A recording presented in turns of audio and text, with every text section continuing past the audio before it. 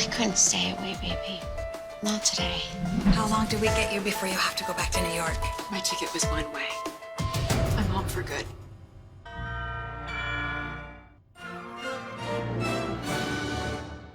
CVS this Tuesday. These two kids think they've struck it rich. It would appear that the children have stolen drug money. Too bad it's not their money. What will happen if the gangs find them before we do?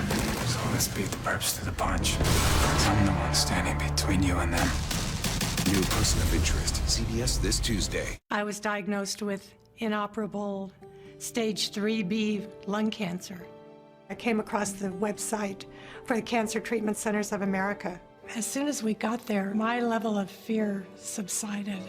What's unique about Cancer Treatment Centers of America is our team of specialists in lung cancer treatment. Included in her comprehensive treatment approach was the ancillary services that we provide: naturopathy, mind-body medicine, and nutrition. I have to do what it takes to keep me breathing. If you or someone you love has complex or advanced stage lung cancer, go to Cancer Treatment Results compare to national averages. You'll also learn why over 90% and find out if yours is one of the hundreds of insurance plans with which we've worked. Never quits. Appointments available now.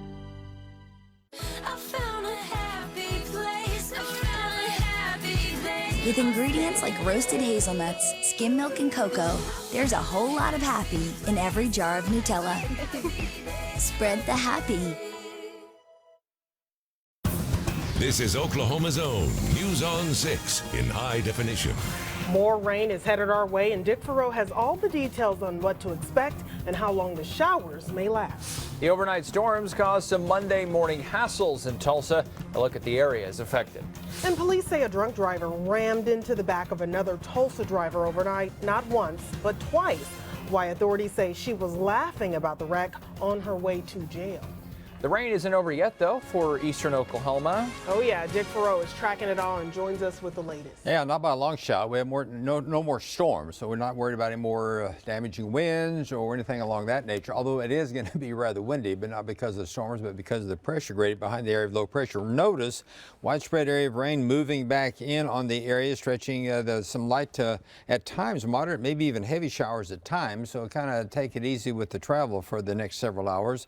Sections basically from Oologah, Claremore, Owasso, Catoosa, Tulsa, Broken Arrow, Jenks, Bixby, Sapulpa, Kellyville, Mound, Bristow. That's where some of the heavier action is right now.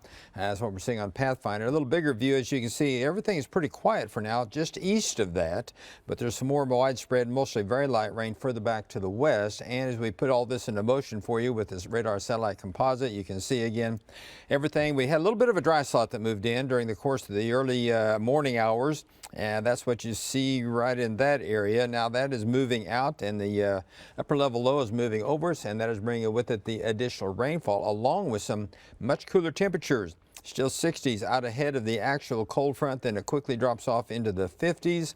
And not only that, but those winds are howling. They're up to around 40 miles an hour or more. 50 at Weatherford. These are the most recent wind gusts. Meanwhile, 20 to 30 out ahead of the system. So it's going to be a windy afternoon. Hang on to your hat.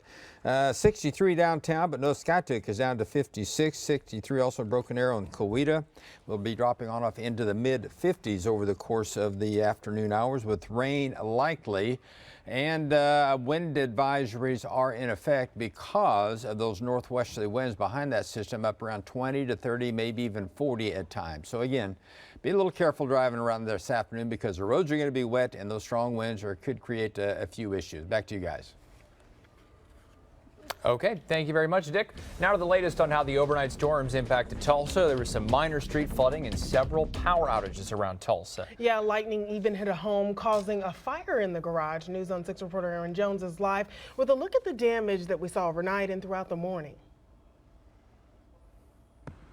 Folks in a West Tulsa neighborhood say lightning hit this house on West Cameron Street. It woke everyone up. It sounded like metal hitting metal from a very high distance at a factory kind of thing, like dropping from 60 feet onto metal. Firefighters say the lightning sparked a fire in the garage. They had to cut into the roof of the garage to put out the fire. No one was home at the time. The storms also caused power outages in Midtown Tulsa, including at Promenade Mall. The mall manager said the mall itself would open at 9, but it would be up to individual businesses to decide what time they would open their stores. Bishop Kelly's schools also lost power and had to cancel classes. We talked to PSO, we talked to our neighbors around our friends at 10 o'clock at the earliest. We start school at 8. We have lunch at 11:30. And so we had to make a call. There was also minor street flooding at 81st and Elwood. Most of the overnight storms caused minor problems, but the city did enjoy some much-needed rain. That was Aaron Jones reporting. President Obama wants answers after a breach of protocol was blamed for a Dallas nurse catching Ebola from a dying patient. Adriana Diaz is in Dallas with a new development on this growing crisis. The Centers for Disease Control and Prevention says it's reevaluating protocols for using protective gear and limiting the number of healthcare workers who have contact with Ebola patients. It follows an Ebola diagnosis in Dallas. A nurse who treated the Ebola patient from Liberia who died there last week now has the disease. Hazmat teams spent hours decontaminating areas around her apartment, and a reverse 911 call went out to homes in the neighborhood. Please be advised that a healthcare worker who lives in your area has tested positive for the Ebola virus. Now that it's on the same block that I live in, it's definitely a shock.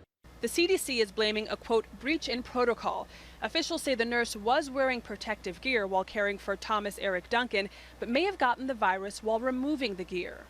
The nurse and one of her close contacts are now in isolation. So far, none of the other workers who treated Duncan here at Texas Health Presbyterian Hospital are showing Ebola symptoms. The World Health Organization is giving the most dire assessment yet of the Ebola epidemic.